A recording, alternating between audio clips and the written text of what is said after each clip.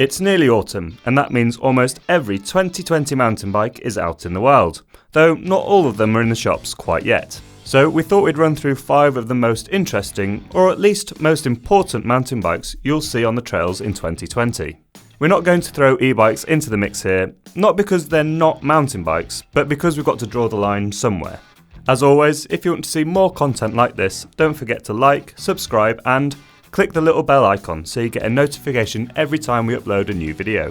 So, in no particular order, here we go with our top 2020 mountain bikes. On the face of it, Intense's trail bike lineup is a lot simpler for 2020, with just one model, the Primer, available. The Primer has 140mm of travel at the back and 150mm up front. Geometry is reasonably up to date, though not revolutionary, and build kits look pretty nice as well. However, Intense are offering the Primer with 3 different wheel size options, to make sure that there's something there for every type of trail rider. There's a 29-inch wheel version, a 27.5-inch wheel version, and a mullet bike, or 279 as they're calling it. This comes with a chunkier 27.5-inch rear wheel tyre combo and a wide 29-inch wheel up front. We've seen mullet bikes in the downhill world and on numerous e-bikes, but we think this is the first production trail bike, in recent years at least, to mix wheels up, though we've no doubt you'll point out in the comments who we've missed out. Interestingly, this mullet bike comes with a slightly burlier build than the others, and looks prime, pun intended, for the UK market.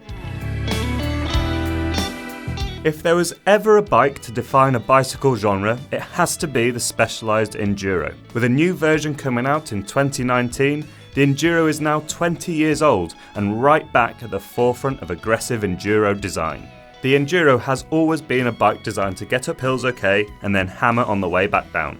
The new 29-inch and carbon frame-only Enduro has taken heavy influences from the demo downhill bike, with a low-slung shock and forward-positioned main pivot to give the smoothest ride possible over rough, chunky ground. This, Specialized claims, helps riders maintain momentum, which is key to getting down hills as fast as possible. They also claim that the Enduro is perfectly happy getting back to the top of the hill, though from our first initial rides we don't think you're going to be setting any KOMs.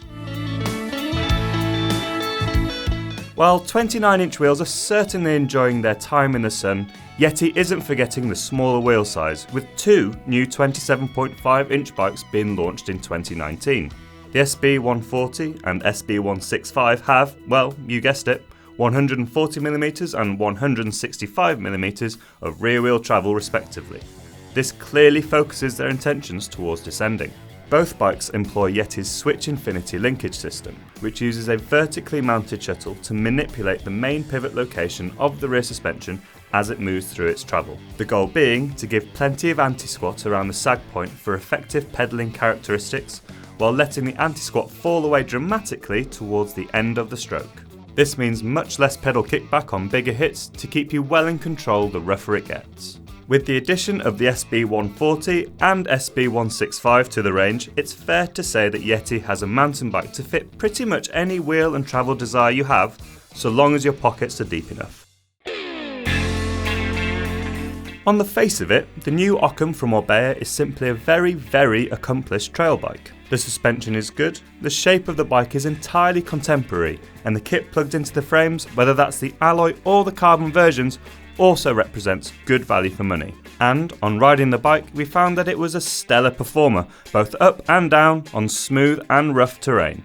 Orbea also have something called their Mayo program, and as far as we can tell, this makes the Occam the most customizable mountain bike on the market. Not only does Orbea let you select from a number of options for some of the key components on each model, the Mayo program also lets you select the colour of your bike. In fact, with various areas of the frame coloured differently, we've calculated that there's over 1 million colour combinations available on the new Occam. And this service is free of charge, if you're happy to wait a couple of extra weeks for your new ride.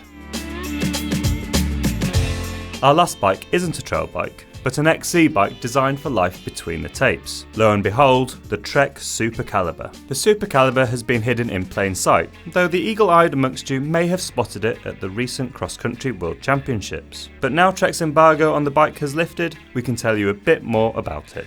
The frame weighs just 1,900 grams with the shock and hardware, making it lighter than most conventional full suspension frames. However, the compromise is that you get 60mm of rear wheel travel instead of the usual 100. Trek claims that this gives you the best of both worlds, with full suspension performance and hardtail efficiency.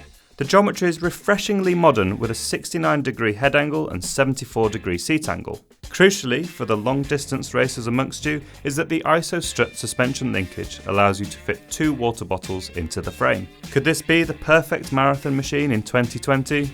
We'll have to wait and see. What do you think to our list? Did we get it right? Or should we have picked something else? As always, let us know in the comments. Don't forget to like and subscribe, and click the little bell icon so that every time we upload a video, you get a notification.